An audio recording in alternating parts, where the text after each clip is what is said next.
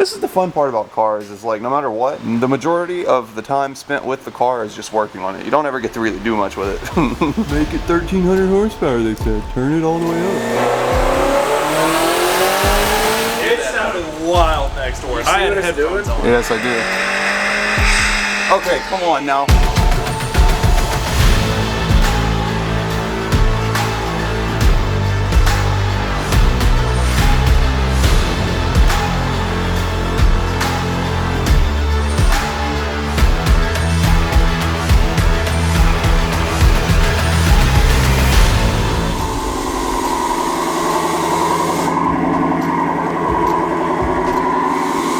Video you guys saw with the GT350, I told you guys that we were having an issue and we ended up fixing it. It ended up turning out that we had two main pumps that we ran hot instead of just having one main pump hot until our hob switch kicks on at around 5 pounds of boost to add in the extra fuel. It turns out that having two main pumps hot fixed our issue of that transitional weird period that we kept having. And so anyways, after we got it fixed, we took the car out on the street to go make sure that it was working right, and it turns out that somehow at about 6,000 RPM, we are still having the exact same issues with the car. It's, for some reason, it's like a spark blowout almost. It's breaking up a little bit. Something weird is going on around 6,000 RPM, and it's weird because it completely smooths out after that, so it's super strange. We've been going back and forth with Lund on this for a few weeks, trying to figure out what is going on with this thing. We can't figure it out. We're gonna put it back on the dyno, so hopefully we're recreating the exact scenario that this car was tuned on. Maybe I'm dumb, but I'm curious to see if it being back on the dyno is gonna fix it. Me and Doug, me and Lund have talked, and we think this is gonna be the best route to try and troubleshoot this more. I just turned the camera off and I walked up to the car and Doug was like, do we have enough fuel to finish this? And I looked, we have less than a quarter tank. And unfortunately, I took this to work today, so S10 we go. I like how I can't even barely pick these things up, but you just manhandle them. Yeah. I was laughing because I was looking at you in the mirror. You just go up and just grab them and just walk off. I was like, God damn. I had to like actually really put effort into getting them in. We're gonna try and run it in a few different gears as well. So we're trying to eliminate every variable here. So we're gonna do it in third. We're also gonna do it in fourth, and we're gonna see if the issue presents itself in both gears. If the issue, we're just trying as many different things as possible so we can narrow this down to something possibly.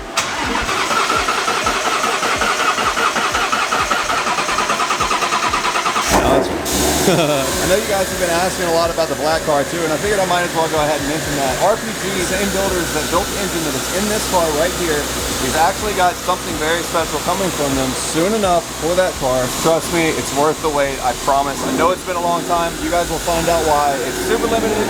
Nobody else is going to have a setup quite like this one in that car. Anyways, for now, let's see what this thing does on 10 pounds. Hopefully, our issue is not going on. I don't know.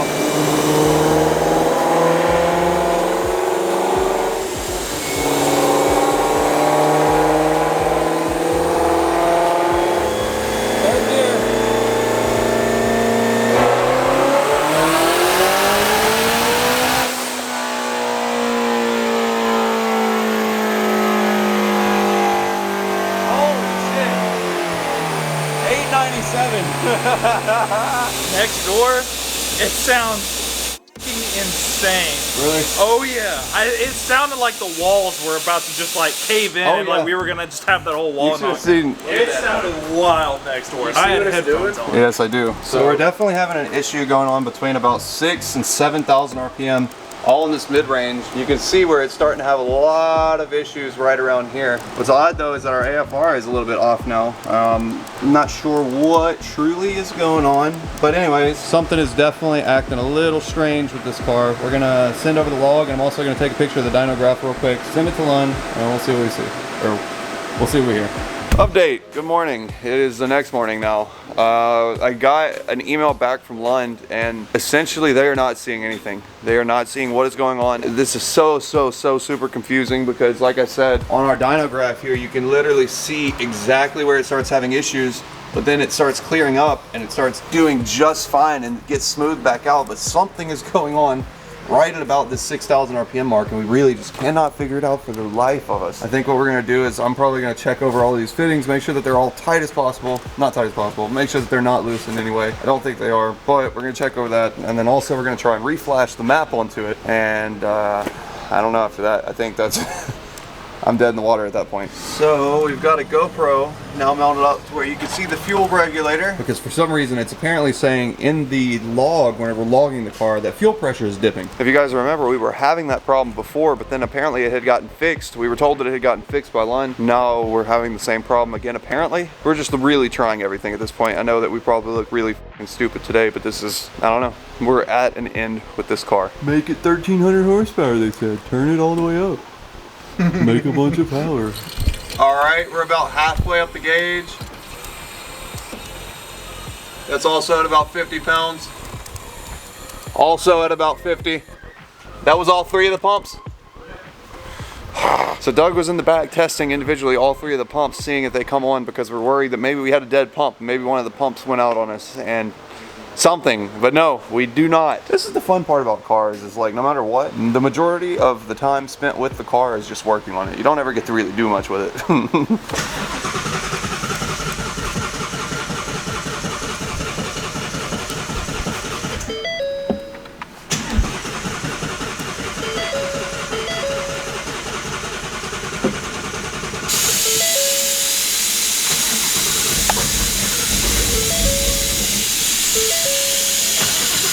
Start. Oh dang, I don't even want to stay running.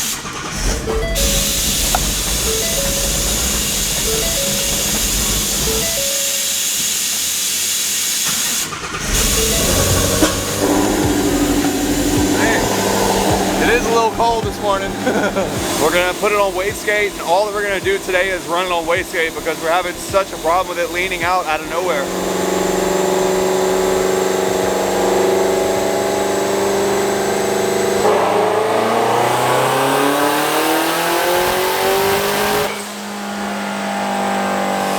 So Doug said that he let out of it because he just did not like it. It didn't feel right. But you guys can see now that blue one, we made 700 wheel horsepower, 700 foot-pounds of torque. That's actually pretty cool, 1-to-1. No issues with boost, and then all of a sudden right here at 6,000 RPM, yet again, AFRs. But this time, instead of going lean and leaning out, this is rich.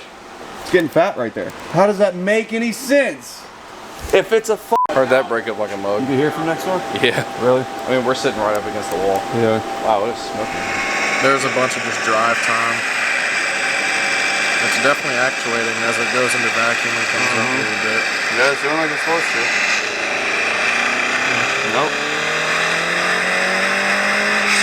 Okay, come on now. Come on now.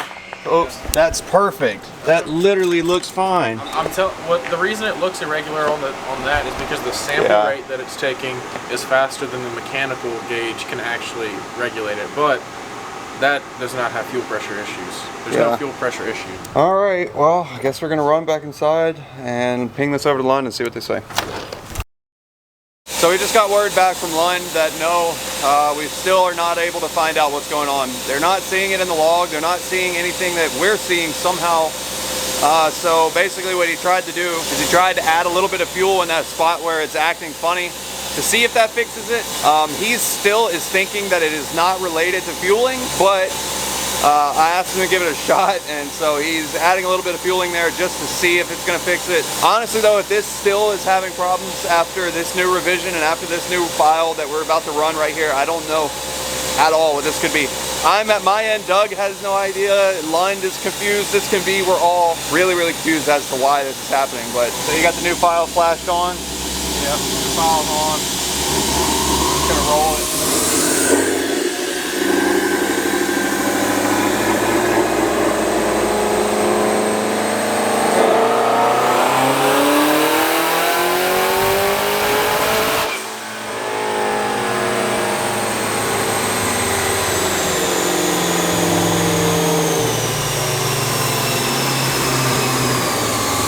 Well, didn't fix it. It's still going lean though. Yeah, I know. Even though it's commanding more fuel, it's still not. Yeah. And that's with smoothing set high. Watch this. Coming down. Oh, goddamn! Don't do that. Oh shit. Yeah. Look at it all over. Boost is steady though. Boost is where it needs to be, but everything else is all over. I just don't know anything else that could affect fuel that bad without affecting boost. I'm trying to think of what it could be, unless it is just an injector issue or a coil pack issue or something, but I don't. Well, coil pack wouldn't be that, it'd be spark. It wouldn't be going lean. It would be going lean, yeah, it'd be going, yeah, okay, you're right. So that's what's odd. What causes an engine only at a certain RPM range to go lean if it's not a fueling issue? The only thing that I can think is injectors then in that case, because coil pack, you are right. If it was a coil pack issue, there's no way it would be leaning out. It would be going rich because it's not firing, so excess fuel. Rich. So confusing. No.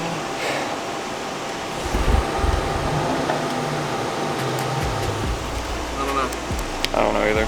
I don't know, this is it. Like I'm stuck. Like we were saying, an injector issue maybe from it's sitting with E in it maybe or something. You hear a misfire like what happened on my car. I know. Definitely has a misfire. Yeah, a little one. That's not a single injector, like that's not a single misfire. That's like the whole car is not liking what it's getting. Yeah, and it's only at a certain spot. That's what else is odd. I feel like if it was an injector issue, wouldn't an injector issue present itself at all times? Yeah, just like when it... Yeah, just like your car whenever that's what happened. I'm at a loss, so we're gonna send this over to Lund, and I don't know, I'm kind of stuck. I mean, it feels like we've knocked out the main principles that you need to watch for stuff like this. It's got spark, it's got first plugs, they're gap down. I just checked them all, they all look fine. I'm just trying to think at this point. Alright, so this is our effort right here at trying to get this thing figured out. So if you guys remember, a long time ago we had this car up on the dyno.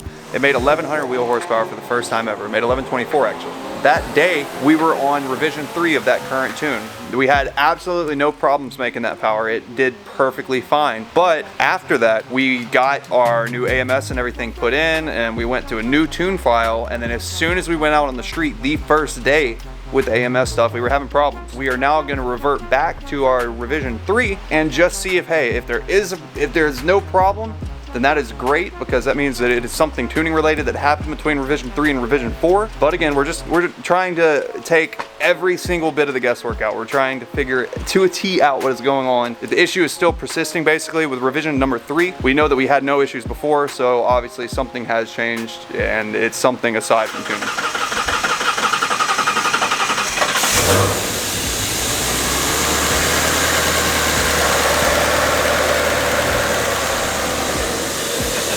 Trying to get it to work.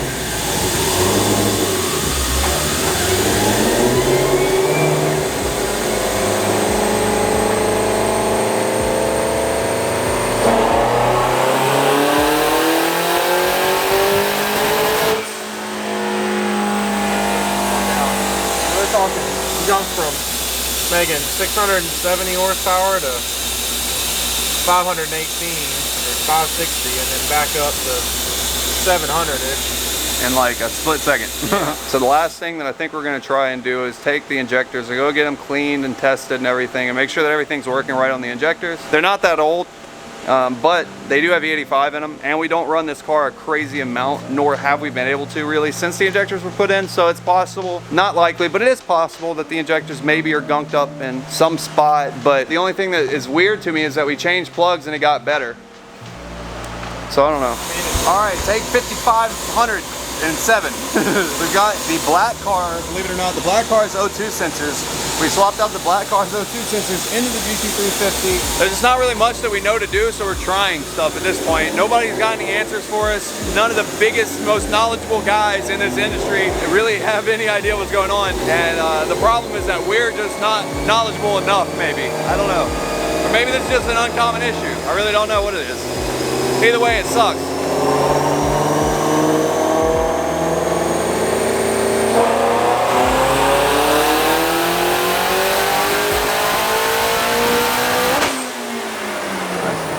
So literally almost an identical log, so yeah, same thing. Well, that didn't work. Wow. The last thing that we've got to guess, maybe, that could possibly be going on is coil packs. And Gen 2 Coyotes, unfortunately, and Voodoos do not share the same coil packs, but yours might. That ain't the same. Darn. Yeah, that's definitely not the same. That's a lot different. Voodoo. Yeah.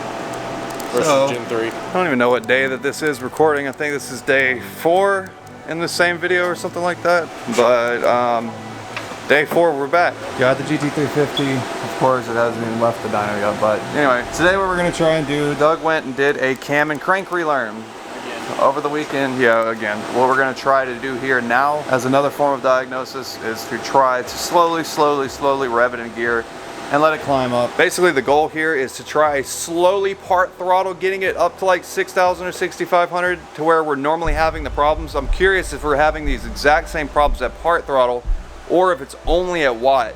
We still have no idea what could be going on here, but this is the last ditch effort pretty much until we start doing a compression test. And if we can't figure anything out from a compression test, then we're probably gonna have to start pulling stuff apart. So this is hopefully gonna work.